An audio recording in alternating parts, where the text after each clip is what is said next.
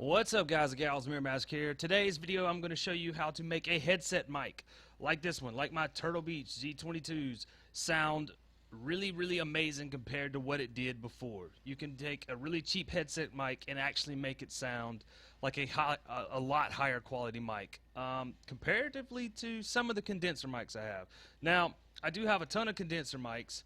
I have Yetis, I have Samson Meteors, I have ATR 2500s. I've got a lot of condenser mics. Microphone of choice that I use right now, this headset. I'm going to give you a quick example. Now, you will want to turn your volume down because I do have a lot of effects running in real time on this headset mic, and I've had to boost the gain level of this microphone to make it sound the way it does. Now, you may not think this microphone sounds super impressively good right now, but when I turn off the effects, when you hear how this microphone sounds naturally and raw, how it sounds out of the box compared to how it sounds right now, you're going to want to stick around for this video.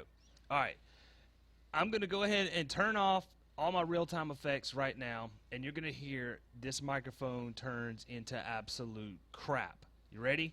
3, 2, 1. Alright, I gotta talk really low because I turned the gain is way up right now, but that's how this microphone sounds. You can hear my air conditioner running, you can hear my fans on my desktop running, my fans on my cooling pad running. You can hear all my fans running in this room right now.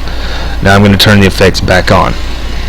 Alright, now the effects are back on. I can talk at my regular voice now because all my filters are running and all that stuff. Now, if that does not sound impressive, I don't know what will impress you. That is just sickeningly amazing to me.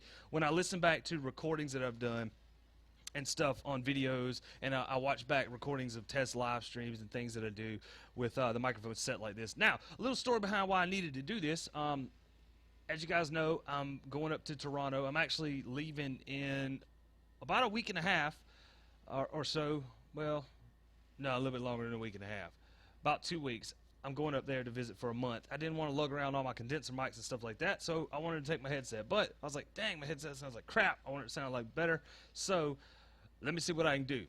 So I'm going to make this video super short, packing a lot of information really quickly, but I'm going to do it in such a way that it's really easy to follow. Just follow it step by step. First off, pieces of software that you are going to need right off the bat. Here you go. You want to go to reaper.fm, download Reaper and install it. Then you want to go to ASIOforall.com. That's ASIO, the number 4, ALL.com. Download the English one or whichever language on here fits for you. I'm English, so I download the English one. Then you want to go and download virtual audio cable. Once you have all that installed, once you install virtual audio cable, to make sure it's installed properly, you go down here to your speaker, you'll click recording devices, it'll pop this up. What you're looking for is virtual audio cable line 1. Line 1, that's super important. You'll need that for what we're going to do. So I'll leave that open. So the sites are reaper.fm, ASIOforall.com, and then you can find virtual audio cable there. Now all these, ASIO for All's free. Virtual audio cable has a demo, and Reaper has a demo. The Reaper demo is like 60 days, so that's like 2 months, so you could use it for 2 months and then just renew it. Now, all the plugins that I'll be using come with the Reaper free version. Now, just to show you that this is in real time, this is my microphone box. Down here, you can see it. And when I turn it off, I'll click this power button right here where it says FX enabled. Oh, it doesn't actually pop up the little pop-up thing. But anyway, I'll hit the power button. You'll see it go red. And there, microphones is back off. Alright, now, first things first, super quick, like, when you first open this, you won't have a track here or anything like this. It'll just be empty. You'll go to Options. You'll go to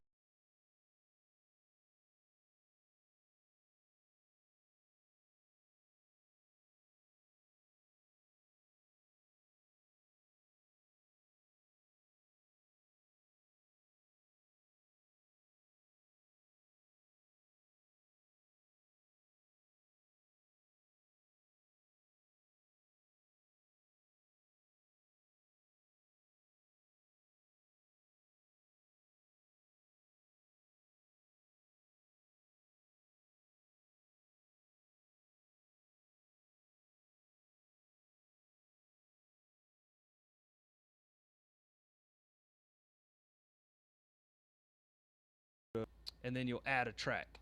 You'll add a track by right-clicking in this area right here, right-click, and click Insert New Track, and you'll have the track there. Now, first, right off the bat, before you do anything right here, you need to make sure you set the settings properly. You want to right-click right here on this box, this thin box where it says Turtle Beach Z22 in my case. That's my microphone. Right-click that, click Monitor Input. All right, make sure Monitor Input is checked, and make sure Record Disabled Input Monitoring Only is checked. For example, I'll right-click the one I actually use up here, and you'll see Monitor Input, Record Disabled. All right, and then I'll go ahead and close this track because I don't need it right now. Then you'll make sure you arm the track. Oh, well, let me show you that real quick. Arming the track is just as simple as hitting this red button right here. See, this one's lit up, this new track's not. If I wanted to arm the track, I would just turn it on. Now, make sure you have it set to monitor only and all that stuff like we just went over. Then arm the track. Let me go ahead and close that. Then once the track's armed, you'll want to add just 2 effects. You can add other effects, but the problem is some of these effects, like, they sound really cool, but what happens is they don't actually work in real time. They're effects that are designed to be used on something that's already been recorded, something that can look ahead on, like, for example, compression or limiters or things like that. Compression will look for limiters will look for highest parts in the track and then match the volume level of the whole track to that. So you can't use them in real time is basically what I'm saying. It's a lot of these effects. So the ones we'll be using to get to the effects, you'll hit the effects, not the power button, but the word FX, the letters FX. Click that, it'll bring up the effects. Now you won't actually have any effects on here at first when you start. These are the 2 that I'm using. So you'll right click, you'll click Add FX, and then this list of effects will come up. Now the ones you're looking for, let me go ahead and bring that up. You want to go to VST, the VST plugins. Now you can see the ones I'm using right here, REFR. So you want to look for that one, which is VST REA-FR. It'll be that one right there. And then you want the REA EQ Caucus. So you're looking for REA EQ Caucus, which is right here. It's these 2. They're right beside each other. Okay, now you want to make sure in your list, in your FX chain, you want to make sure that your noise gate is going to be first, because you want to take out the noise, the background noise first, before you try to shape the vocals. Alright, so on the REA-FR, which you should have first at the top of your list, is first in your chain. You want to select right here mode, you want to go to gate. And once gate's selected, you want to drag your output gain, you want to drop it until this bar down here is not moving anymore. So you can still see we're picking up a little bit of noise if I'm quiet.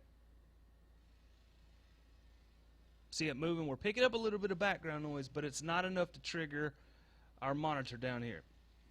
So that's how you want to set that. You want to set it to where this barely moves on any sound. Like if I drag my finger across the microphone, you'll see this move a little bit. It's barely moving, but it barely notches up. That's how you want to have it set right there. You want it set to where it barely moves. Alright, now once that's set, it'll be a lot quieter. See, if I were to turn off my noise gate right now, you hear the difference? That's what a noise gate does. It's going to drop all that background noise. Now, when it drops all that background noise, it's going to take a lot out of your voice as well. So that's why you want to use the next plugin, VST REA-EQ. Now, this is super simple. You're just going to use a preset. It's the best preset to use for this. It gives you more of a condenser a condenser microphone sound, that warm kind of some oomph to your voice. See, if I turn it off and you listen to my voice without it, it sounds a little tinny. It's not as warm. It's not as full sounding. It sounds like a headset mic.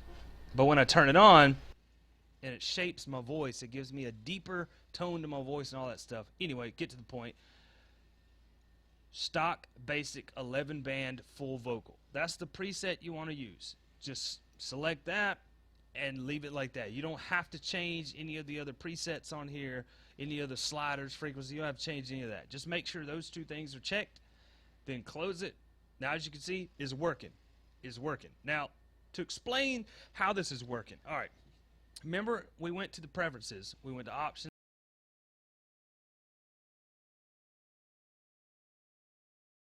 What it's actually doing, this is why you needed the virtual audio cable. It's coming in through your microphone, right? It's running into the software, it's being processed, but it can't run back out on your microphone because your microphone's already in use. It's the in. So it needs to go out on a line. The signal needs to travel through the software out somewhere. So you're setting it to go to the virtual audio cable line 1. And then whenever you go to software and stuff like that and you want to select your microphone input, make sure you select the virtual audio cable line 1 as your microphone. That'll be the signal that has all the filters on it. It'll come through your microphone, through your software, out the line 1, and into whatever software you want to be using. And that's pretty much it, guys. I tried to keep this video super short. Tried to keep it under 15 minutes. Looks like we're going to end it under 12 minutes, so that's pretty good. I hope this video has helped you guys out. I hope it can help you guys out. I know, condenser mics are really expensive for a lot of people, because it's not just condenser mics you got to buy. You got to buy not only the microphones, you got to have the stands, you got to have shock mounts. You can use condenser mics like the Blue Yeti without shock mounts and stuff, but really you need a shock mount. It cleans up the sound a lot better. But anyway, I hope this helps you guys who have headsets and use headsets, or are put in a position like me, for example, where I have no choice but to use the headset for this traveling trip, but I want it to sound really good. I hope it helps you out doing that kind of stuff. Once again, show you all the sites really quick just to wrap it up. Well, I already showed you that I think like 2 or 3 times at the beginning of the video, but it's these sites right here: Reaper.fm, SEOforall.com, and virtual audio cable. Alright, that's it. I hope you guys enjoyed the video. Make sure to share the video, comment, leave any questions or comments below, rate the video, and make sure to subscribe to the channel. It's mainly a gaming channel. If you came across this video, I am a live game commentator, so most of my videos are going to be video game related, but I do kind of techie videos like this every now and then, so make sure to subscribe if you're into that kind of stuff. You guys take care. I will see you in the next video or on the live stream. Peace.